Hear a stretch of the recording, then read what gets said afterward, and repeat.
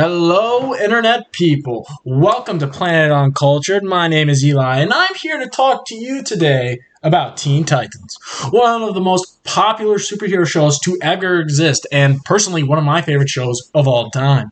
Due to memorable characters and stories that weren't afraid to dip their toes into darker subjects, not to mention an art style that was a perfect mix of Western animation with some obvious anime influence, which helped give it a unique feel and sense of life that differed from other superhero cartoons that have come before and after.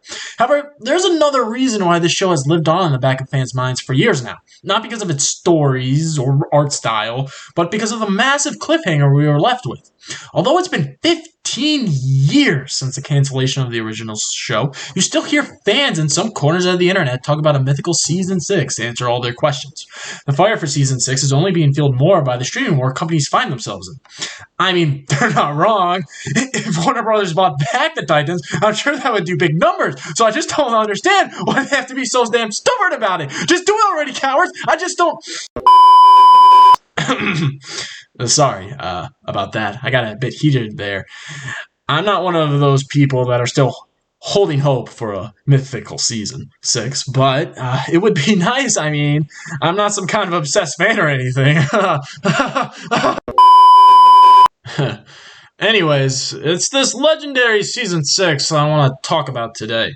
Being the Teen Titans stan that I am, try saying that 5 times fast, I often find myself wondering what could have been or could be. In that time, I think I've come up with a pretty solid theory for what the main story could have been. A theory that's grounded with evidence, but also a bit speculative on my part, with things I would like to see and things that I think would be fun. So a little bit of both worlds. So let's start off by reminding you of how the last episode ended, because I'm sure there are a few people that need it.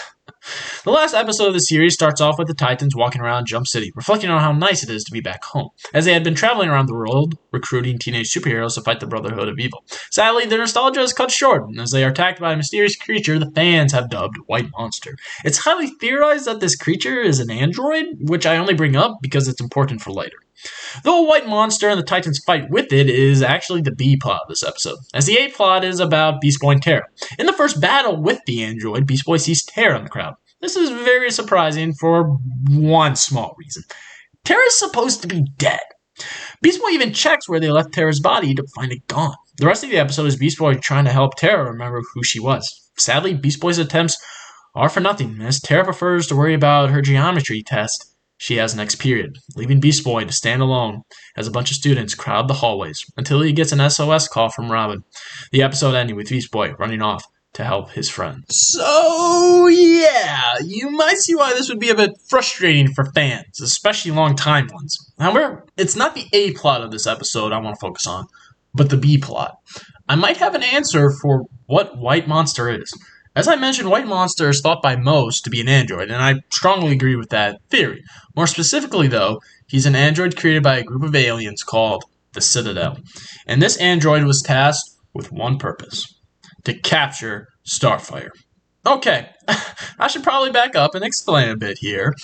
I'm sure there's quite a few of you watching right now that are pretty confused. But if you just wait a couple seconds, though, I'll explain everything. I want to take you back to another episode in Season 5 called Go. Not to be confused with Teen Titans Go. And I'm not going to go on that rant. But in this episode, we finally get to learn how the Teen Titans met.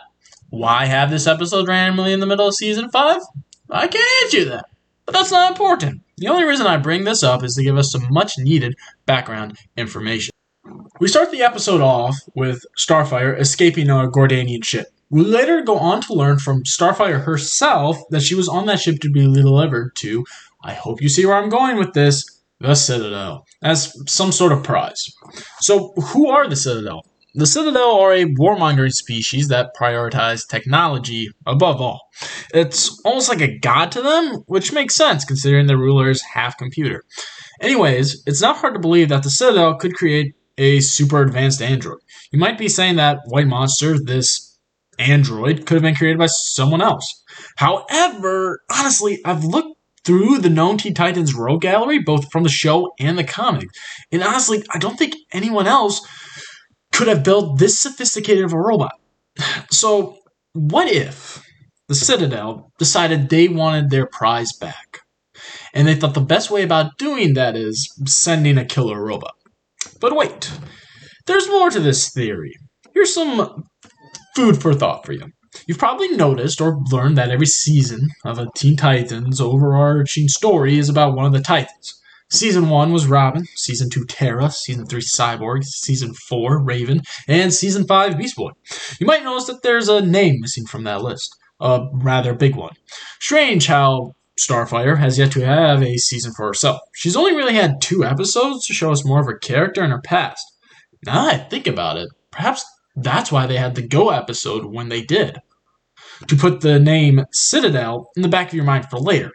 So far, I would say I've laid some fairly solid groundwork for my reason as to why I believe Season 6 was or could revolve around Starfire. So now I want to get more speculative and talk about what I think the story should have / could have looked like. So, where else to start from the beginning? We pick up with Beast Boy arriving to help his friends, though the arrival of Beast Boy doesn't do much to change the battle, as nothing the Titans do seems to do much against White Monster. Soon the battle ends, with the Titans on the losing end. Later, they awaken as prisoners on a ship. There they learn that they are being taken to the Citadel. The other Titans don't really understand the gravity of the situation they are in, but Starfire does. And her friends see her in a way that they really haven't seen her before. Truly afraid. Soon, they will learn why Starfire is so afraid. As the Titans are brought before the leaders of the Citadel, the Titans learn that the Citadel have been looking for Starfire for a long time, but they didn't know on which planet she fled to, until she showed up. Now, who is she? Well, none other than Blackfire. She told them where Starfire was and the friends she surrounded herself with, in exchange for becoming a general in their forces, all to get revenge on Starfire for banishing her from Tamaran. Due to the Titans stealing what the Citadel consider their property, they are trialed as criminals. Well, Starfire will be brought to the Citadel's leader to be the prize she was meant to be all those years ago. As for the Titans, well, they are tortured and experimented on. And that's really the end. That's all I got. Thank you guys so much for watching. Nah, I'm just kidding. I'm kidding. I got you, though. You thought. No, but they obviously escape. They make an attempt to steal a ship, but they first must battle White Monster yet again, the thing that defeated them in the first place. This time, however, they are able to escape, using the spaceship's turbines to melt it, because I think that'd be cool. So the Titans are able to flee in their stolen spaceship, where they attempt to make it back home, and that goal is really the rest of this season. We watch as the Titans have a bunch of wacky adventures through space while trying to get back home. Because to me, if they've just defeated all their enemies on Earth last season, why not put them in a new setting where they can fight new foes and threats? I mean, wouldn't it be cool to see the Titans run into Lobo or Little Lobo from the Young Justice comics? Perhaps they can visit Thanagar, the planet where Hawkman and Hawkgirl are from, or even have an adventure with the Green Lantern.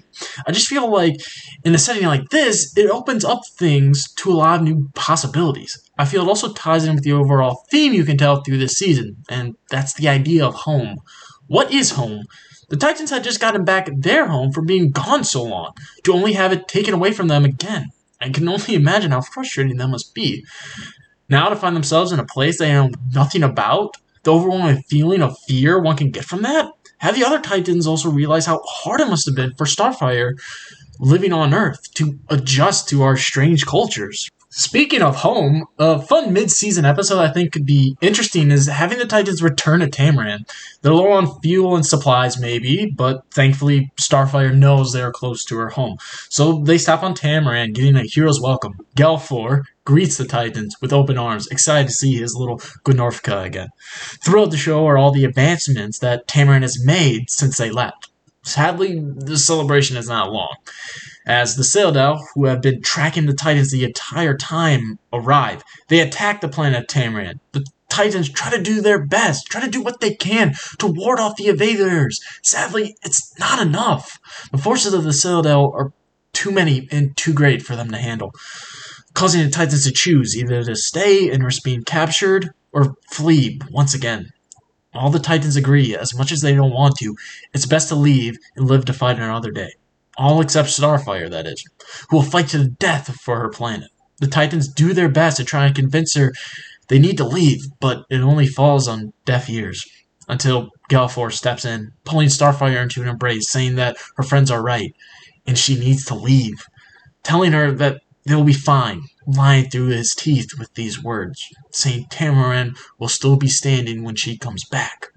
What happens after that is really your choice. Either Tamaran is destroyed or just taken over by the Citadel. However, why let the main five have all the fun this season? As back on Earth, all the other Titans are trying their best to figure out what happened to the original five, and trying to fill in for the missing heroes. Why I choose to include this is, well, I find it weird to introduce all these characters last season and then not do anything with them again. Why not expand on some of their characters a little bit? Like Jinx, perhaps her struggle of going from villain to hero, and the fact that not everyone is as trusting of her change of heart like Kid Flash is, making her doubt herself and if this was the right choice. Maybe we could see the formation of new teams like the Titans North or something. Or maybe a whole episode just about Red X, but really that's just for me. I think that it's important to build up other characters so that it can make the final battle that much more engaging when it happens. Speaking of final battle, we're finally here. The thing you've all been waiting for. The Teen Titans finally arrive back on Earth, surviving their ordeal in outer space. All the other Titans gather around, wanting to know what happened to them, but sadly the Titans aren't able to answer any of their questions as the Citadel arrive and prepare their invasion of Earth. It's an all-out war!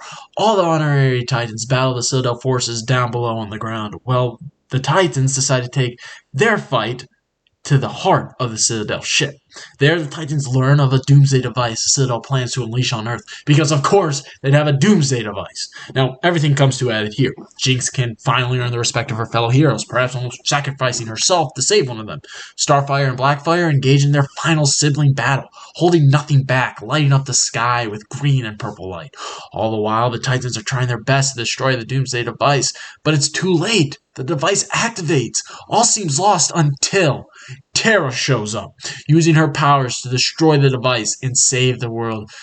With their device destroyed and their forces losing the battle, the Citadel makes a hasty retreat, leaving Blackfire behind, much to her anger. Now, with the world saved, the Titans can finally get some well-deserved rest. They sit atop their inconspicuous T-shaped tower, talking about all their adventures, the things they've seen, and just how happy they are to be home again. They don't know what's next, but right now they don't care. They're just happy to be home, and they're ready to take it easy for a while.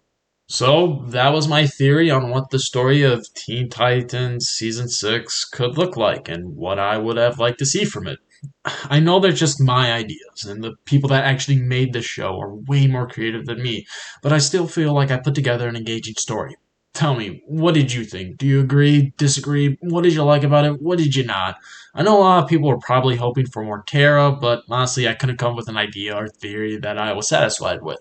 So I guess let's just say it was Slade that brought Terra back, perhaps trying to do some good, make right wrongs he did in his past, like ruining a little girl's life.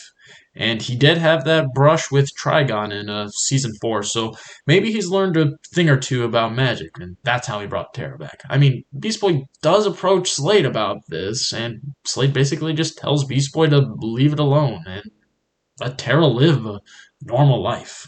So, yeah, there you go. Everything neatly wrapped up for you in a tight little bow. No need to thank me. Although, if you would like to, and are feeling generous, why not hit that subscribe button? I think that'd be pretty cool. You know, smash it like all those other YouTubers say. And if you're feeling even more generous, why not hit that like button? That'd be really cool too. I'm not going to bother you with the bell because you probably already know about it, and really, I don't care. But also, share this video. Get the word about Planet Uncultured out there. That'd mean a lot to us. We're hoping to grow this thing, so you doing that would be a big, big help. Anyways, that's going to do it for me, guys. This has been Eli from Planet Uncultured, and I will catch you all on the flip side.